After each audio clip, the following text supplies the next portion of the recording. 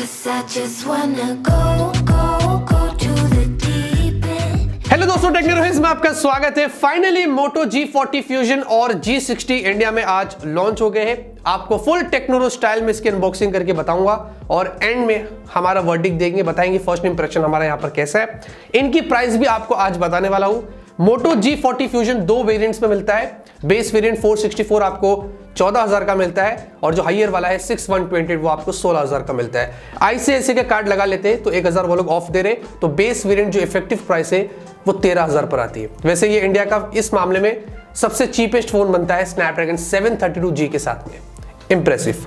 मोटो G60 जो है दोस्तों, ये आपको एक ही वेरिएंट में मिलेगा, 6GB RAM 120GB storage.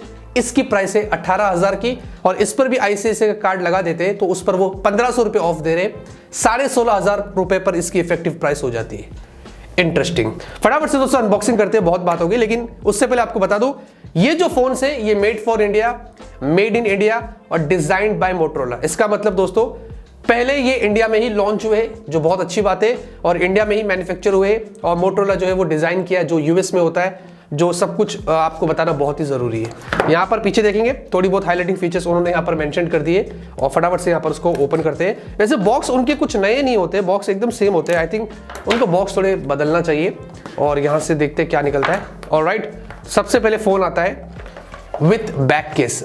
Motorola के सारे फोन्स अक्सर वैसे आते हैं थैंकफुली, और ये बैक केस इसलिए लगा है क्योंकि इसमें आपको पीछे पॉलीकार्बोनेट बैक है, ये ग्लास बैक नहीं है। तो पॉलीकार्बोनेट का फायदा ये होता है कि गिरने से टूटने का डर कम होता है, लेकिन स्क्रैचेस बड़े जल्दी आते हैं, तो ये आपको यहाँ पर समझना है, इसलिए उन्होंने बैक केस दिया है कि आप लगा कर ही रखिए। एनीवेज, इसको रखते साइड में, देखते हैं कि बॉक्स में आपको यहाँ पर क्या कुछ मिलता है। तो आपको कुछ कागजात वगैरह मिल रहे हैं और इधर आपको क्या मिलता है, इधर सिम इजेक्टर पिन के लिए इतना बड़ा खड्डा दे दिया है और ये आपको टाइप सी केबल मिल रहा है और 20 वॉट आपको टर्बो चार्जर मिल रहा है।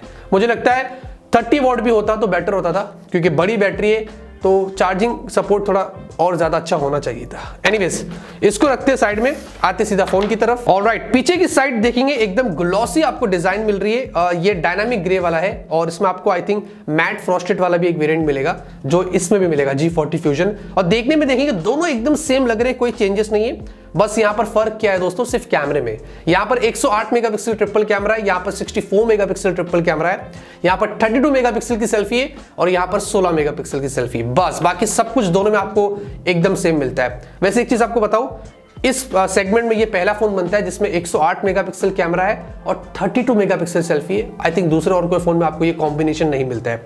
एनीवेज, उसके अलावा दोस्तों मैं देखना चाहता हूँ ये कितना ज्यादा हैवी है, तो यहाँ पर उसको फटाफट से हम वजन करते हैं। ऑलराइट, तो ये है 222 ग्राम्स का, ठीक है। और मोटो G40 फ्यूजन देख लेता हूँ कितना है। ऑलराइट, ये भी 223 ग्राम्स। क्या बात है यार, मतलब मुझे लगता है एकदम सेम होगा, लेकिन सेम ही होगा शायद, कभी कभी मशीन गड़बड़ कर देती है। एनीवेज, अगर थिकनेस की बात करें तो ये है दोस्तों लगभग 9.5 mm की थिकनेस पर है और ये अगर देख लो यहाँ पर तो ये भी यस, दोनों सेम है दोस्तों। वेट और थिकनेस में कोई आपको चेंजेस नहीं मिल रहे।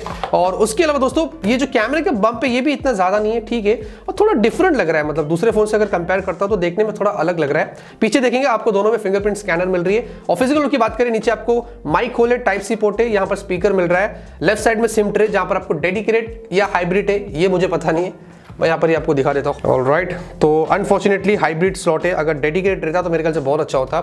ऊपर की साइड 3.5 mm जैक के सेकेंडरी माइक होल है। राइट साइड में पावर बटन है, आपको वॉल्यूम अप एंड डाउन की और आपको गूगल असिस्टेंट का भी डेडिकेटेड बटन उन्होंने दिया है। आप यहाँ पर दोस्तों फोन को फटाफट से बूट करते हैं और आपको और भी जानकारी दे देते हैं। फोन को दोस्तों हमने बूट कर दिया, सेटअप कर दिया और यहाँ पर देखेंगे दोस्तों सॉफ्टवेयर आपको उसमें मिलता है स्टॉक, एकदम क्लीन एक्सपीरियंस होगा। Android 11 out of the box, जो मुझे देखकर बहुत अच्छा लगा। और साथ में उनका मोटो एक्सक्लूसिव वाला फीचर भी है। बहुत सारी चीजें मिलती है आपको कस्टमाइज करने के लिए, ट्वीक करने के लिए, एक्स्ट्रा दोस्तों वो आप कर सकते हैं। वैसे दोस्तों उनसे जब मैंने पूछा Android 12 के बारे में, उन्होंने प्रॉमिस किया है और उन्होंने कहा कि Android 12 भी इसमें आएगा और 2 साल तक उन्होंने अपडेट्स की बात करी है। तो मुझे बहुत अच्छा लगा कि Android 12 भी आपको इसमें बहुत जल्दी मिल जाएगा।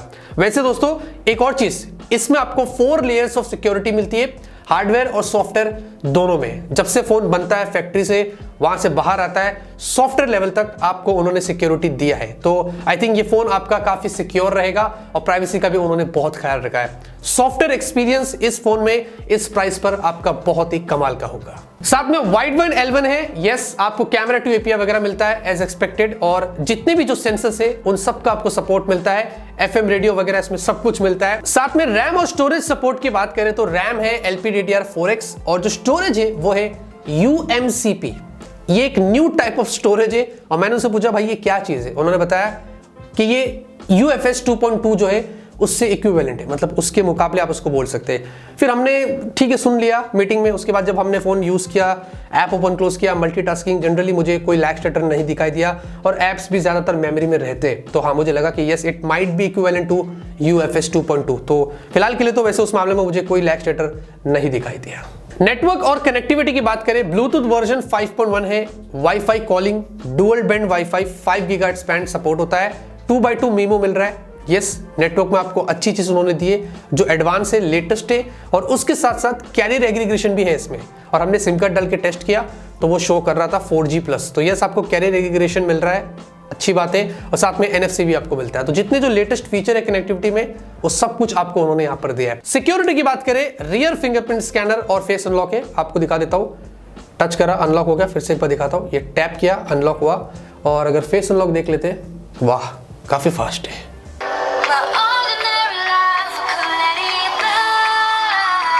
Loud, not bad. Okay, good good, quite loud है, इतना भी ज्यादा नहीं लेकिन हाँ लाउड है, और बेस भी अच्छा है। और हमने ईयरफोन से भी चेक किया था तो वहां पर भी ऑडियो एक्सपीरियंस बहुत अच्छा था। तो स्पीकर से और ईयरफोन से दोनों से आपका एक्सपीरियंस बहुत अच्छा होगा। डिस्प्ले की बात करेंगे, 6.8 इंच की बहुत बड़ी डिस्प्ले है, हाँ फुल HD+ की एक IPS डिस्प्ले, और आपको सेंटर पंच होल मिलता है जो छोटा सा है, और स्क्रीन टू बॉडी रेशियो भी दोस्तों अच्छा है। इनफैक्ट चिन भी आपको इतने ज्यादा नहीं मिलते। HDR10 वाला ये डिस्प्ले है और जो ब्राइटनेस है वो भी बहुत अच्छी है। वीवी एंगल्स भी मुझे इसके काफी अच्छे लगे थे। अब यहाँ पर दोस्तों आपको जो मल्टीमीडिया एक्सपीरियंस होगा ना वो बहुत अच्छा होगा। आप मैंने जब वीडियो प्ले किया तो जो कलर्स थे, जो वीडियो क्वालिटी थी, वो सब कुछ इसमें ना डिस्प्ले में बहुत अच्छा लग रहा था। उसके साथ साथ आपको इसमें 120 हर्ट्ज रिफ्रेश रेट मिलता है। थैंकफुली उन्होंने IPS दिया तो एटलीस्ट उन्होंने 120 हर्ट्ज रिफ्रेश रेट दिया है। तो वहां पर दोस्तों आपका डिस्प्ले बहुत स्मूथ चलेगा। App open close, multitasking, day to day life में जब आप इसका इस्तेमाल करते हैं वो एकदम स्मूथ चलेगा। तो ये चीज आपको यहाँ पर इसमें काफी अच्छी मिलती है। अब सुपर एमोलेड नहीं दिया तो कोई बात नहीं, लेकिन IPS के साथ 120 हर्ट्ज दिया है और डिस्प्ले काफी बड़ी है, डिस्प्ले अच्छी भी है, तो आई थिंक वहां पर आपका एक्सपीरियंस बहुत अच्छा होगा। परफॉर्मेंस की बात करें दोस्तों, इसमें है Qualcomm Snapdragon 732G। यस, ये चिपसेट 4G है, 5G नहीं है, लेकिन दोस्तों बहुत अच्छी है। गेमिंग इसमें बहुत अच्छी होने वाली है। कोई भी हाई एंड गेम्स खेल लो, हाई ग्राफिक्स पर सेट करो, सब कुछ एकदम इसमें बढ़िया चलेगा। तो गेमिंग के लिए दोस्तों ये चिपसेट आपके लिए एक बढ़िया चिपसेट हो सकती है, और डे टू डे लाइफ में तो एकदम मस्त के जैसा चलता है। तो परफॉर्मेंस में मुझे लगता नहीं मुझे ज्यादा कुछ बोलना पड़ेगा। हाँ, हमने थोड़ा गेम खेला था